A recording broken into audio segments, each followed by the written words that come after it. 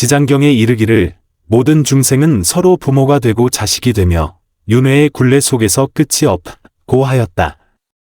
민간에도 10년의 공덕을 쌓아야 한 배를 탈 수 있고 100년의 공덕을 쌓아야 부부의 연을 맺을 수 있다. 하물며 모자의 인연은 여러 생을 거쳐 쌓아온 것이다. 라는 속담이 있다. 하지만 어째서 어떤 모자는 서로 지극히 사랑하는데 어떤 모자는 끊임없이 갈등하며 원한으로 얽히는 것일까? 그 안에는 과연 어떤 전생과 현생의 비밀이 숨겨져 있는 것일까? 내 법명은 고대월명. 어릴 적부터 스승님을 따라 산속에 은거하며 불도를 수행했다. 16 되던 해, 온 산을 뒤덮은 폭설 속에서 죽어가던 노파 한 분을 구했는데 그녀가 바로 나를 낳아준 생모임을 알게 되었다. 그녀는 임종 직전 내가 태어날 때 기이한 일이 있어 훗날 큰 거백을 당할까 두려워 절에 맡겼다고 고백했다. 스승님께서는 일찍이 내게 금생의 인연은 모두 전생의 인과다. 너와 내 어머니의 인연은 깊은 은혜일까 아니면 무거운 업보의 빚일까 하고 물으셨다. 나는 그 뜻을 헤아리지 못했다. 비 내리던 어느 밤 부처님 앞에서 문득 전생의 영상이 스쳐 지나가기 전까지는 내가 구했던 그 노파는 전생의 나의 원수였고 금생의 어머니는 전생의 내 목숨을 끊으려 했던 장본인이었다. 이 어찌된 인과 윤회란 말인가? 금생의 어머니는 과연 내 전생의 가장 깊은 은인인가? 가장 무거운 업보인가? 나는 진실을 찾기 위한 머나먼 길을 떠났다. 그 길의 끝에서 기다리는 것이 구원일지 아니면 깊은 나락일지는 알지 못한 채 눈꽃이 흩날리는 한겨울 나는 얇은 승복만 걸친 채 절의 산문 앞에 서서 또다시 기도를 올리러 온 신도들을 맞이했다. 스승님께서 열반에 드신 후 깊은 산속에 숨겨진 이 낡은 절은 내가 도맡아 관리해왔다. 10년 동안 하루같이 경전을 읽고 예불을 드렸지만 스승님께서 임종 직전 남기신 말씀은 끝내 깨닫지 못했다. 월명아, 너와 내 어머니의 인연은 아직 끝나지 않았다. 그녀는 내게 가장 깊은 은인이거나 가장 무거운 업보에 빚을 것이다.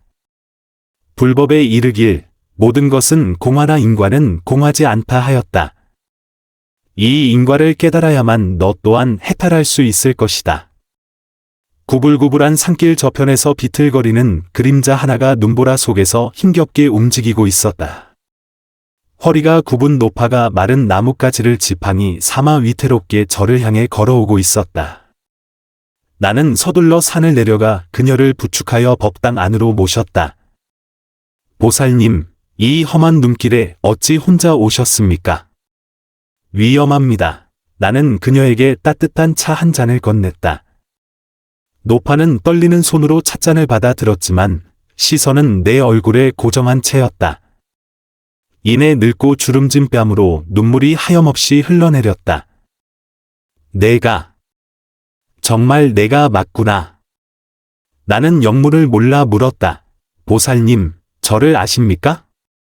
목덜미에 초승달 모양의 붉은 점이 있지, 그러냐? 노파의 목소리가 떨려왔다.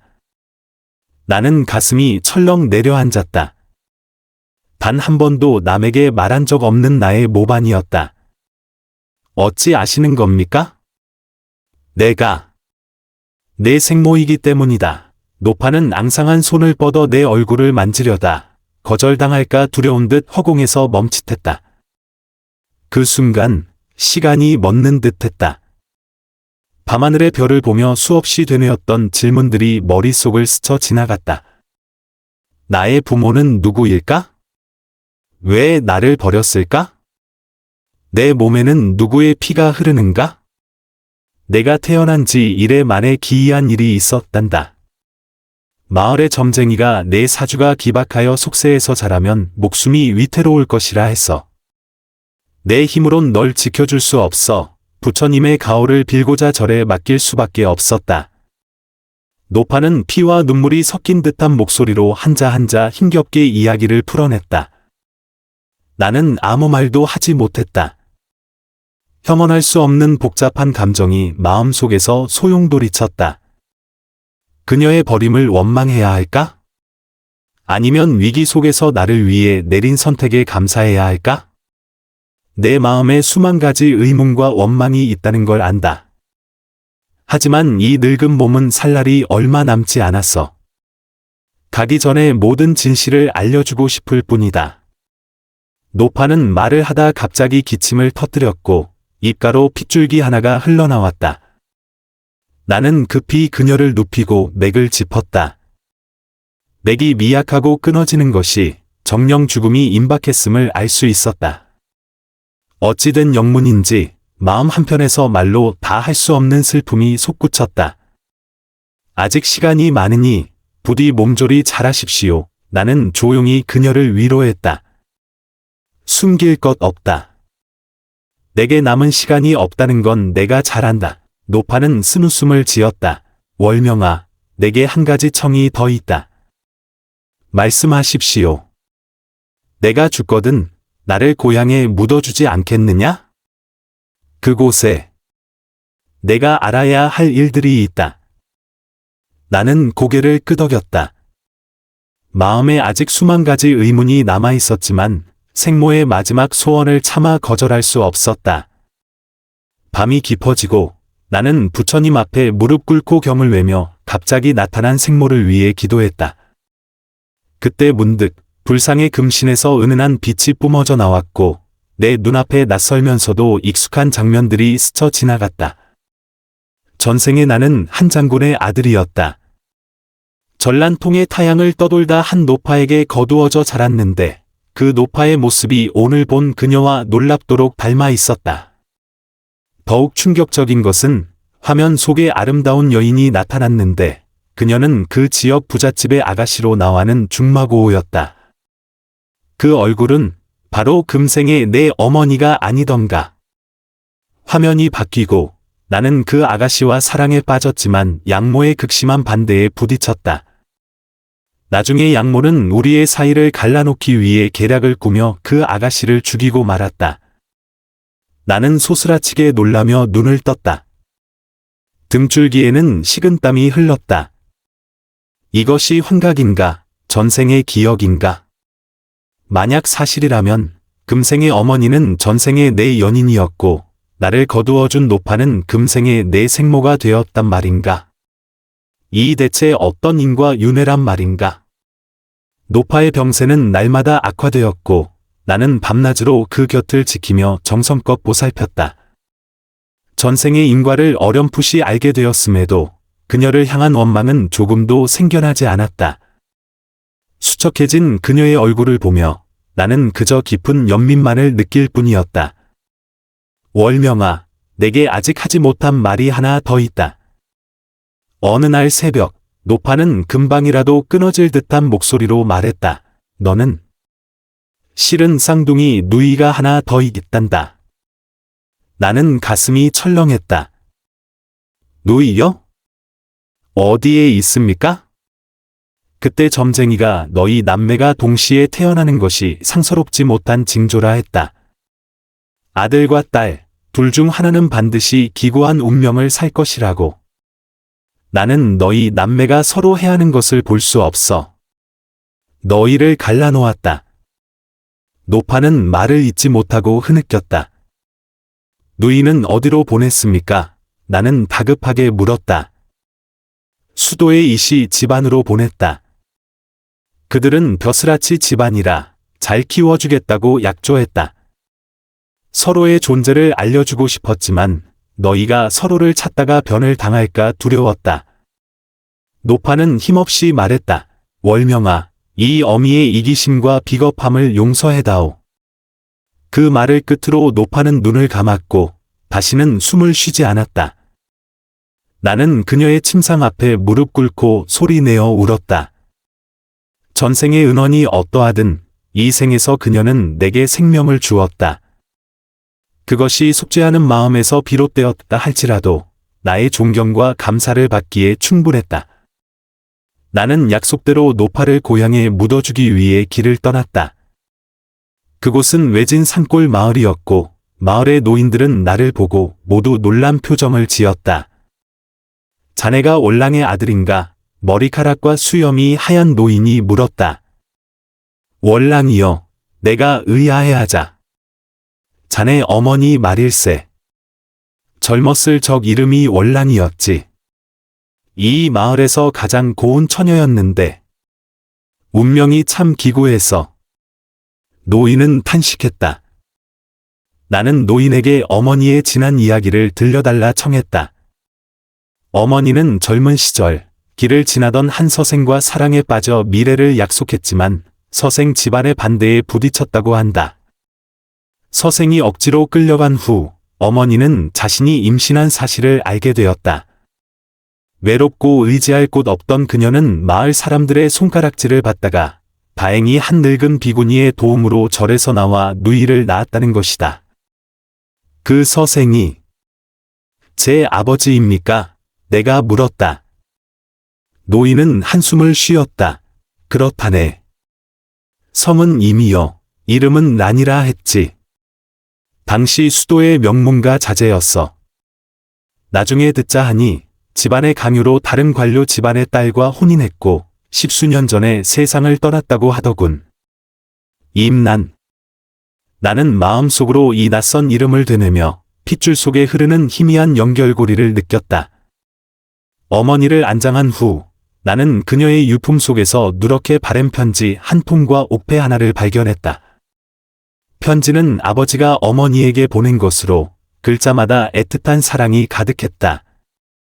옥패는 둘로 나뉘어 있었는데 어머니가 반쪽을 가졌으니 다른 반쪽은 분명 누이의 손에 있을 터였다. 나는 아직 만나지 못한 쌍둥이 누이를 찾아 수도로 떠나기로 결심했다. 길을 가는 내내 만감이 교차했다. 만약 전생의 기억이 사실이라면 나와 어머니 그리고 노파 사이에 얽힌 인과는 과연 은혜인가 원한인가? 금생의 어머니는 전생의 내 연인이었는데 그녀는 어떤 마음으로 나를 낳고 또 떠나보냈을까? 작은 성을 지나던 중 나는 찻집에서 기이한 소문을 우연히 들었다. 수도이시 집안의 큰 아가씨인 이월화는 의술이 뛰어나 가난한 백성들을 무료로 치료해준다는 것이었다. 더욱 놀라운 것은 그녀의 이마에 초승달 모양의 붉은 점이 있다는 사실이었다. 이월화. 월화와 월명, 이름의 기묘한 일치에 나는 심장이 뛰었다. 그녀 이마의 붉은 점이 내 목덜미의 모방과 똑같이 초승달 모양이라니 그녀가 바로 내 쌍둥이 누이가 아닐까? 나는 걸음을 재촉했다. 어서 빨리 그 누이를 만나고 싶었다. 하지만 수도에 도착하기 바로 전날 밤 머물던 역관이 떠들썩했다. 모두가 놀라운 사건에 대해 이야기하고 있었다. 이시 집안의 큰 아가씨가 계모와 아버지를 독살한 혐의로 관아에 잡혀갔으며 가을이 되면 참수될 것이라고. 나는 마음이 타들어가는 듯했다. 밤을 새워 수도로 향했다. 만약 이월화가 정말 내 누이라면 그녀가 정말 그런 큰 죄를 지었든 아니든 이대로 보고만 있을 수는 없었다. 수도에 도착한 나는 먼저 이씨 집안의 상황을 살폈다. 이 대감은 조정의 중신이었고 후처인 왕씨는 현 재상의 딸이었다. 이월화는 어릴 때부터 총명하고 의술에 능통했으나 적출이 아니라는 이유로 계모에게 늘 구박을 받았다. 최근 이 대감과 왕씨가 동시에 병으로 세상을 떠났는데 시신을 검사한 결과 두 사람의 몸에서 극독이 발견되었다. 평소 양리에 능통하고 계모와 사이가 좋지 않았던 이월화가 자연스럽게 가장 유력한 용의자가 된 것이다. 나는 방법을 수소문해 감옥에 잠입했고 마침내 이월화를 만날 수 있었다. 그녀는 어둡고 축축한 감방에 갇혀 남루한 옷을 입고 있었지만 여전히 고고한 기품을 잃지 않고 있었다. 그녀가 고개를 들어 나를 보았을 때 나는 마치 거울 속에 나를 보는 듯했다. 우리는 거의 똑같은 눈매와 얼굴을 가지고 있었다. 누구시오? 그녀가 경계하며 물었다. 나는 천천히 출생의 비밀을 털어놓으며 반쪽 옥패를 내밀었다. 이월화는 그 말을 듣고 경악하며 품속에서 다른 반쪽 옥패를 꺼냈다. 두 조각은 빈틈없이 완벽하게 하나로 맞춰졌다. 정말 너였구나. 꿈속에서도 찾아 헤매던 내 혈육. 이월화의 눈에 눈물이 어렸다. 하지만 이렇게 만났을 땐 이미 나는 죽을 목숨이구나. 누님, 정말로 독사를 하셨습니까? 나는 조심스럽게 물었다. 이월화는 쓴웃음을 지었다. 내가 비록 선량한 사람이라고는 할 수 없으나 나를 길러주신 아버지를 해치지는 않았다. 그 계모에 대해서 말하자면 비록 나를 모질게 대했지만 독약으로 목숨을 해할 만큼 미치지는 않았다. 그런데 어찌하여 조정에서는 누님이 범인이라 단정하는 겁니까? 내가 아버지와 계모에게 약을 지어 올린 것은 사실이니까.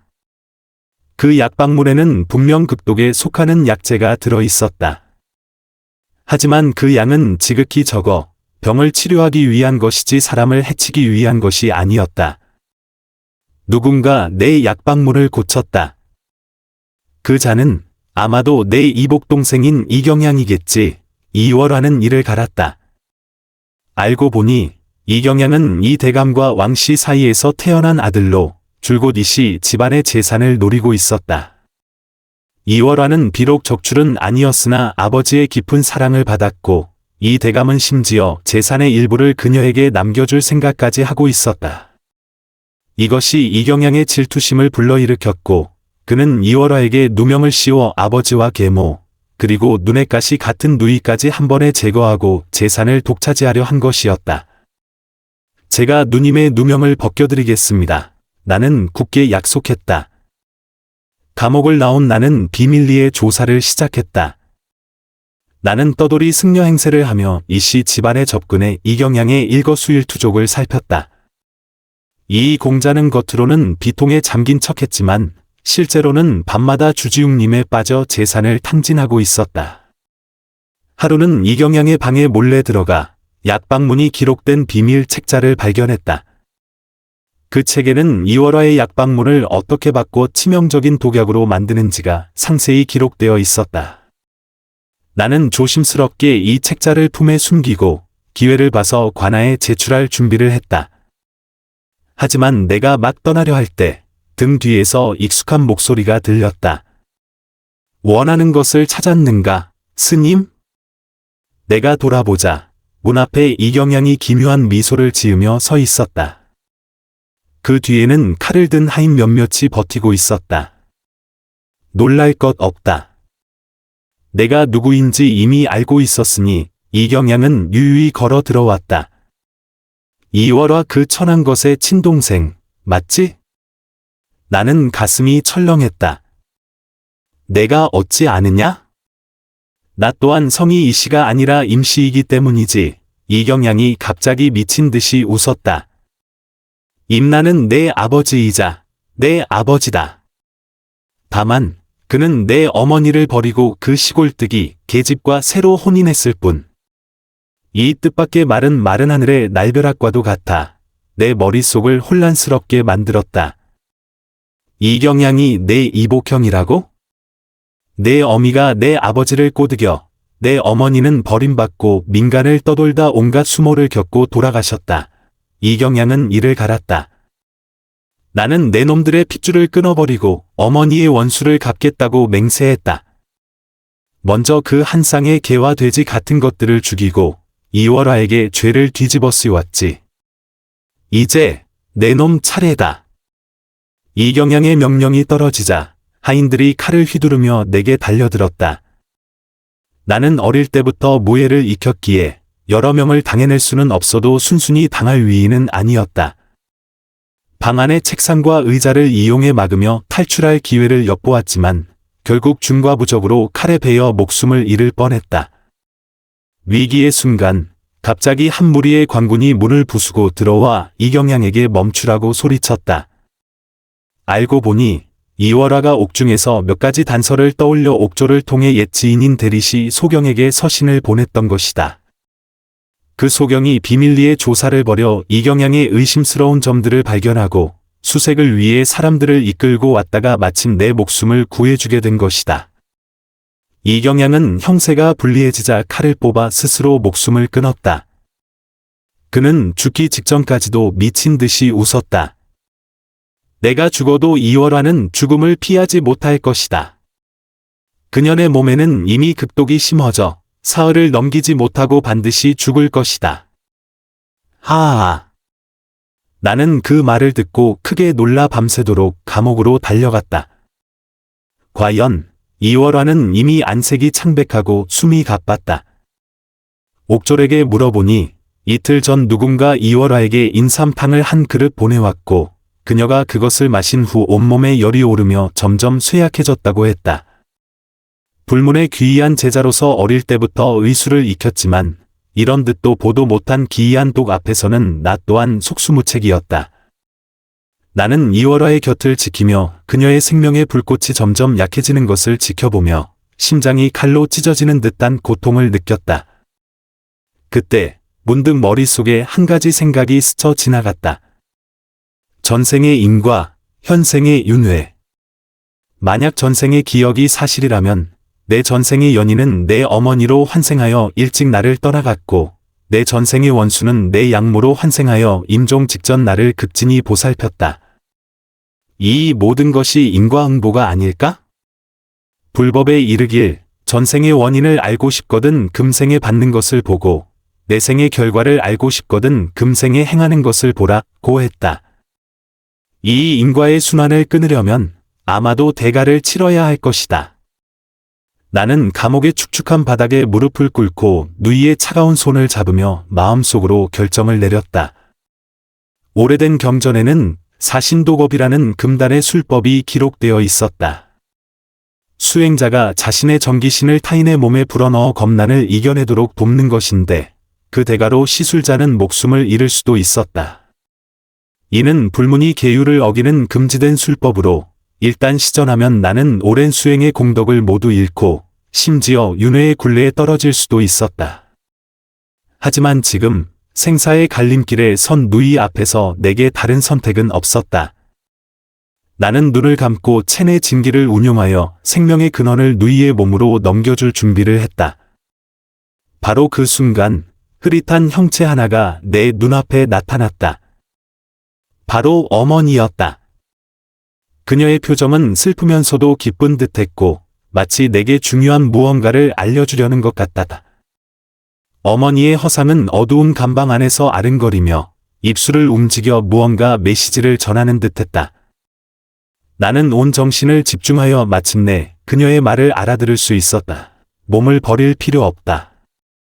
내 목덜미 모발의 피로 그 독을 풀 수 있다. 나는 문득 깨달음을 얻고 재빨리 품고 있던 작은 칼을 꺼내 목덜미의 모반 부위를 베었다. 붉은 핏방울 하나가 천천히 굴러 떨어졌고 나는 그것을 이월화의 입에 떨어뜨렸다. 기적처럼 그녀의 창백했던 얼굴에 점차 혈색이 돌아왔고 가빴던 숨도 점차 평온해졌다. 어째서 이렇게 된 것이지? 나는 자신도 모르게 중얼거렸다. 어머니의 허상이 흔들리며 말했다. 너희는 한 배에서 태어난 쌍둥이, 핏줄이 서로 이어져 있기 때문이다. 내 목덜미의 모반은 내 온몸의 기혈이 가장 순수한 곳이니 능히 온갖 독을 풀 수 있다. 나는 바닥에 엎드려 머리를 조아리며 눈물을 비처럼 쏟아냈다. 어머니, 이제야 깨달았습니다. 어머니께서는 전생에 제 양모로서 제 연인을 해치셨지만 금생에는 세상의 손가락질을 감수하며 저희를 낳으시고 저를 절로 보내 피난시키셨군요. 이 모든 것이 전생의 죄를 갚기 위함이었음을. 어머니의 허상은 부드럽게 고개를 끄덕였고 그 눈에는 후회와 자애가 가득했다. 내가 금생에 내 어머니이긴 하나 내 전생에 가장 무거운 업보이기도 했다. 내가 어른으로 자라나 누이의 목숨까지 구하는 것을 보니 나의 업보도 이제 다 갚았으니 마침내 편히 쉴 수 있겠구나. 그 말을 끝으로 어머니의 형체는 감방의 어둠 속으로 서서히 사라졌다. 나는 깨달았다. 금생의 어머니는 내 전생의 가장 무거운 업보이자 금생의 가장 깊은 은인이었다. 그녀는 자신의 생명과 희생으로 전생의 죄를 갚았고 또한 금생의 모성애를 이루어냈다. 그때 이월화가 조용히 깨어나 힘겹게 내 손을 잡았다. 동생아, 내가 꿈을 꾸었다.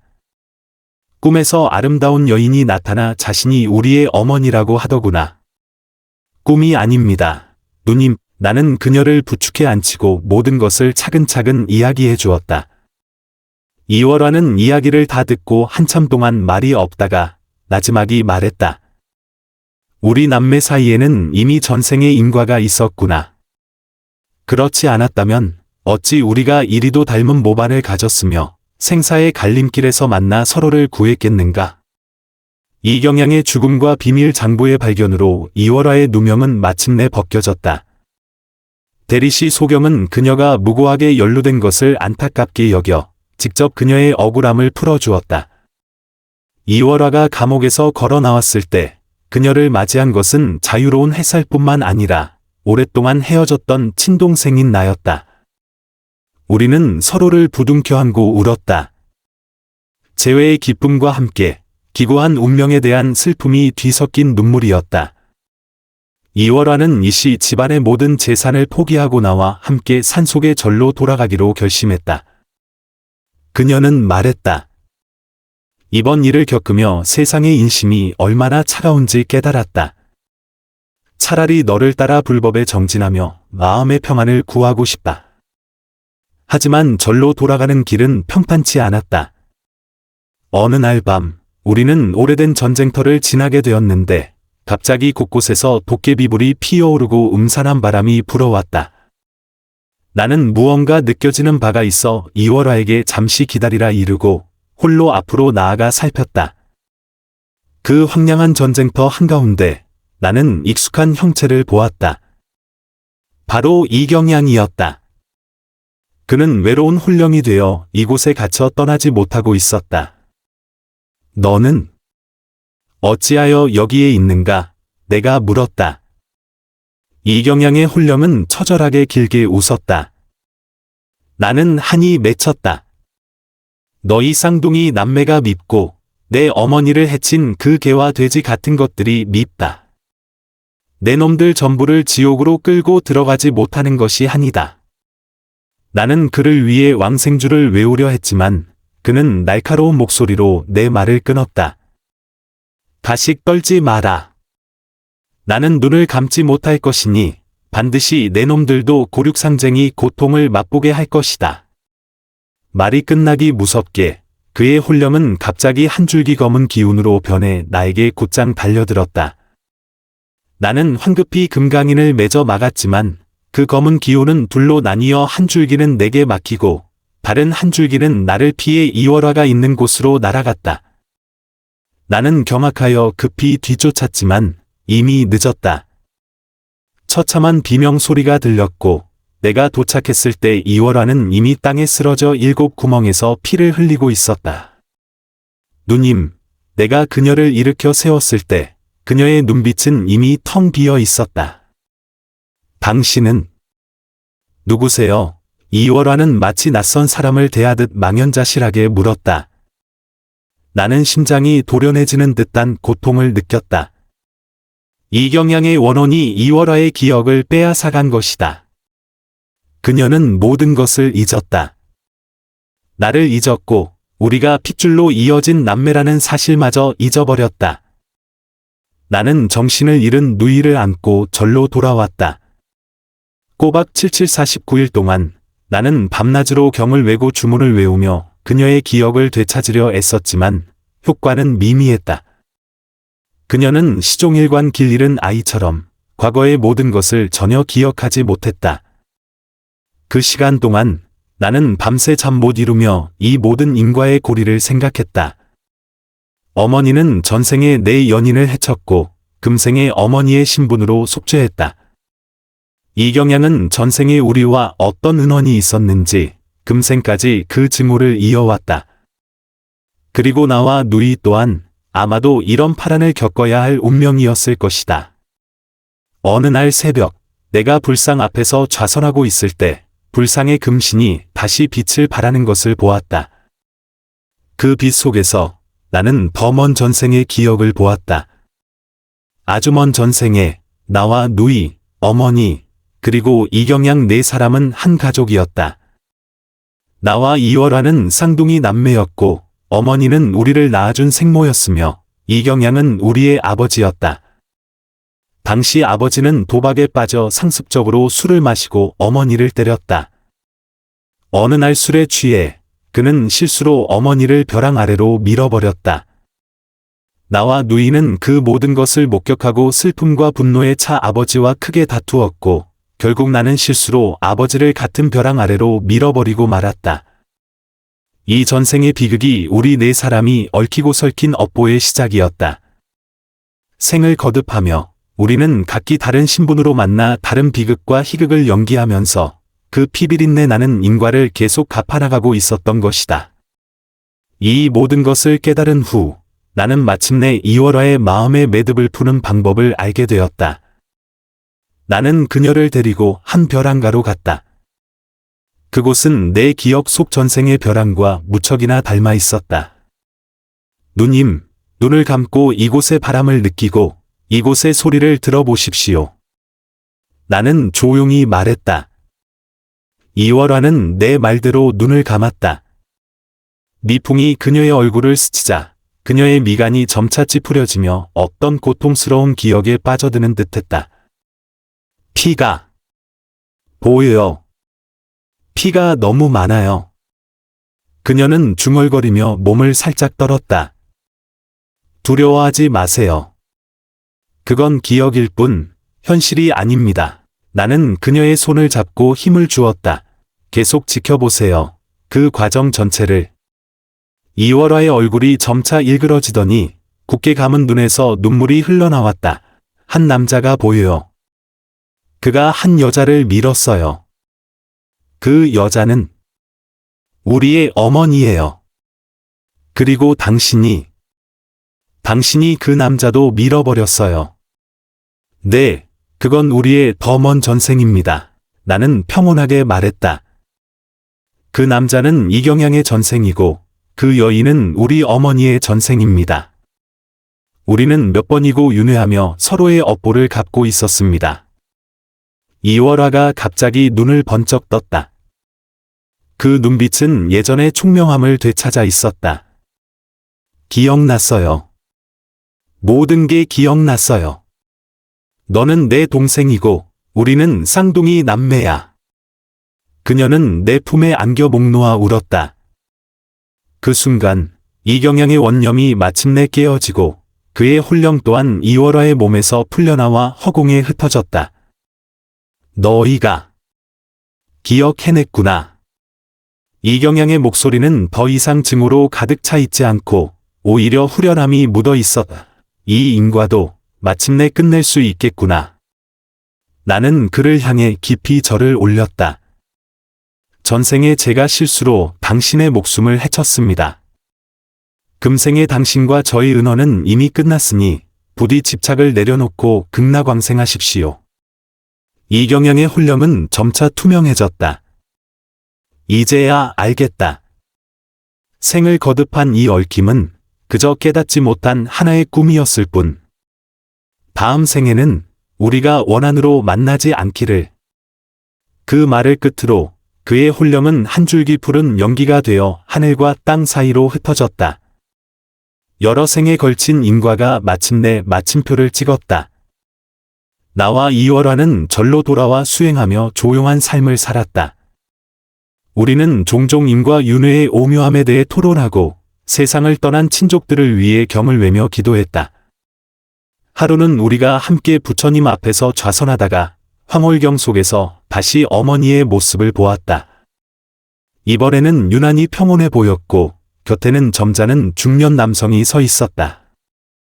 아마도 우리의 아버지 임난일이라.